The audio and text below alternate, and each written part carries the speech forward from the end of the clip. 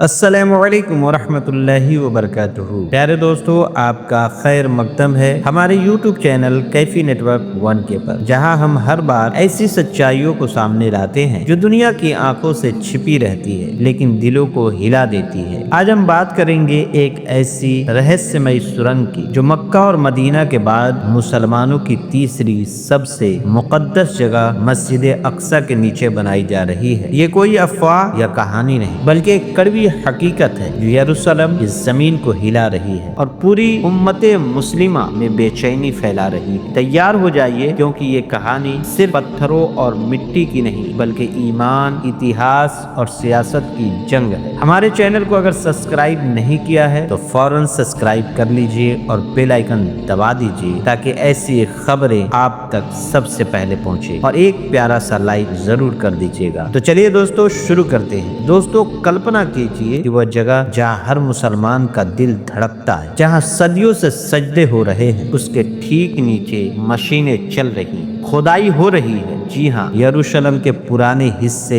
जिसे दुनिया east Jerusalem कहती है, उसके नीचे एक सुरंग बनाई जा रही है। इसका नाम है सिटी ऑफ डेविड टनल। यह सुरंग करीब 600 मीटर लंबी और 8 मीटर चौड़ी है, जो पुल ऑफ सिलोआम से शुरू होकर ठीक उस जगह के पास खत्म होती है जहाँ मस्जिद अक्सा खड़ी है। कुछ महीनों पहले एक वीडियो वायरल हुआ जिसमें इजराइल के प्रधानमंत्री बेंजामिन नेतन्याहू और अमेरिका के सीनेटर मार्को रूबियो इस सुरंग में घुसते नजर आए। उनके साथ बॉडीगार्ड थे, लेकिन मीडिया को अंदर नहीं जाने दिया गया। नेतन्याहू मुस्कुराते हुए कहते हैं, this city will never be divided again, यानी ये शहर कभी नहीं बटेगा, ये हमारा था, है और रहेगा। अब सोचिए, ये बयान उस इलाके से दिया गया जो अंतर्राष्ट्रीय कानून के मुताबिक फिलिस्तीन का हिस्सा माना जाता है। इससे पूरी अरब दुनिया में हलचल मच गई। अब सवाल उठता है, ये सुरंग आखिर है क्या? इजराइल का दावा है ये सिर्फ पुरातत्व खुदाई है, 2000 साल पुराने रास्ते को फिर से उजागर करने का काम। उनके मुताबिक उनके पूर्वज इसी रास्ते से टेम्पल माउंट तक जाते थे, जहां आज मस्जिद अक्सा और वेस्टर्न वॉल है। लेकिन फिलिस्तीनियों का कहना बिल्कुल उल्टा है। वो इसे साजिश बताते हैं क्योंकि खुदाई उनके घरों, दुकानों और मस्जिदों के नीचे हो रही। कई घरों में दरारें आ चुकी, नींव कमजोर हो गई। लोग डरते हैं कि उनके पैरों के नीचे क्या हो रहा है, लेकिन उन्हें कुछ बताया नहीं जाता। अगर ये सिर्फ इतिहास की खोज है तो अमेरिकी नेता क्यों इसमें शामिल है, और नेतन्याहू ने इसे इतना बड़ा इवेंट क्यों बनाया जब यरूशलेम पहले से तनाव में है? यरूशलेम हमेशा से 3 मजहबों का शहर रहा है, यहूदी, ईसाई और मुसलमान। इसे अपनी विरासत मानते हैं, लेकिन जब एक पक्ष इसे पूरी तरह अपना बताने लगे तो टकराव शुरू हो जाता है। मुसलमानों के लिए मस्जिद अक्सा मक्का मदीना के बाद तीसरी सबसे मुकद्दस जगह है। कुरान और हदीस में इसका जिक्र है, जहां से हजरत मोहम्मद सल्लल्लाहु तआला अलैहि वसल्लम ने मेराज का सफर शुरू किया। अब जब कहा जा रहा है कि इसी के नीचे सुरंग बन रही है तो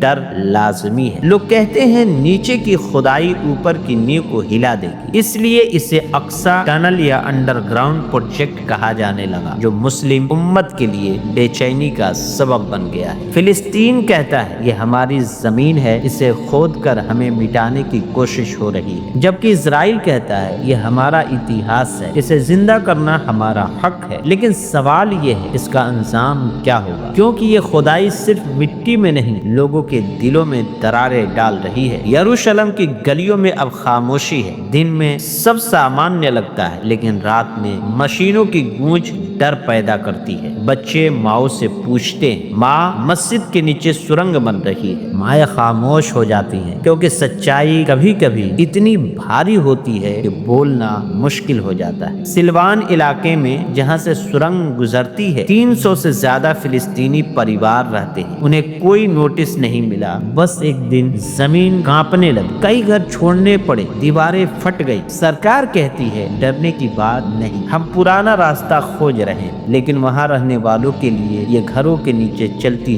जंग है। पीछे मुड़कर देखें, 1948 में यूएन ने फिलिस्तीन को 2 हिस्सों में बांटा, लेकिन यरूशलेम को किसी का नहीं बनाया। फिर जंगों में इजराइल ने वेस्ट और ईस्ट जेरूशलेम पर कब्जा कर लिया। دنیا نے اسے غلط کہا، لیکن آج اسرائیل خلیعام کہتا ہے پورا شہر ہمارا ہے۔ یہ سرنگ اسی سوچ کی نشانی ہے۔ اگر وہ ثابت کر دیں کہ ان کا مندر یہیں تھا تو دعویٰ مضبوط ہو جائے گا۔ رپورٹس کہتی ہے یہ خدائی شہر کا نقشہ بدلنے کی تیاری ہے۔ فلسطینی حصے اب ہیریٹیج زون کہے جا رہے ہیں۔ اوپر نماز ہو رہی ہے، نیچے مشینیں چل رہی ہیں، ایک خاموش ٹکراؤ۔ یروشلم کی فضا بدل گئی ہے۔ دن میں ٹورسٹ آتے ہیں، رات میں ڈر گھلتا ہے۔ بزرگ کہتے ہیں پہلے سکون تھا، اب بے چین۔ اسرائیل کے لیے یہ وراثت ہے، امریکہ کے لیے سنسکریتک پروجیکٹ، لیکن فلسطینیوں کے لیے نیو میں زخم۔ لوگ سڑکوں پر نکلتے ہیں لیکن آواز نہیں پہنچتی۔ دنیا چپ ہے،